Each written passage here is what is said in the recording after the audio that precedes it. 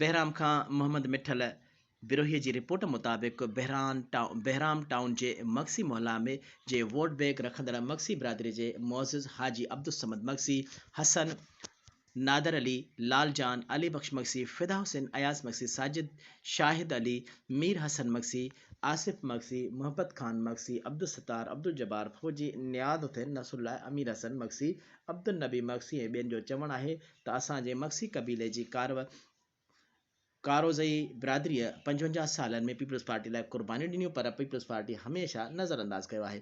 बहराम में मीडिया सां ॻाल्हाईंदे हुन चयो त 50 सालनि खां 55 सालनि जो अरसे में ज़िलो त ठहियो, तालके जी नुमाइंदगी कोन ॾिनी वई आहे। भुट्टे साहब जे दौर खां वठी कारोज़ी बिरादरीअ पीपल्स पार्टी लाइ क़ुर्बानियूं ॾिनियूं ऐं MRD तहरीकुनि समेत टार्चर सेलनि में रहियासीं। अॼु असांजे इलाइक़े में न तरक़ियाती कम थिया आहिनि, न ई पढ़ियल लिखियल नौजवाननि खे नौकरियूं मिलियूं आहिनि।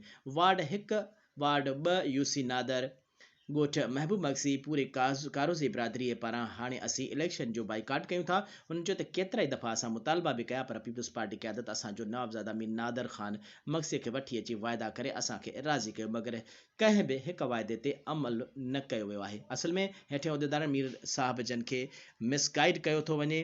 असांजो मीर नादर ख़ान मक्सी ऐं PP सदर निसार अहमद खोड़ो जन खे गुज़ारिश आहे त खेसि असांजा बुनियादी मसइला हल कयो त वोट कंदासीं।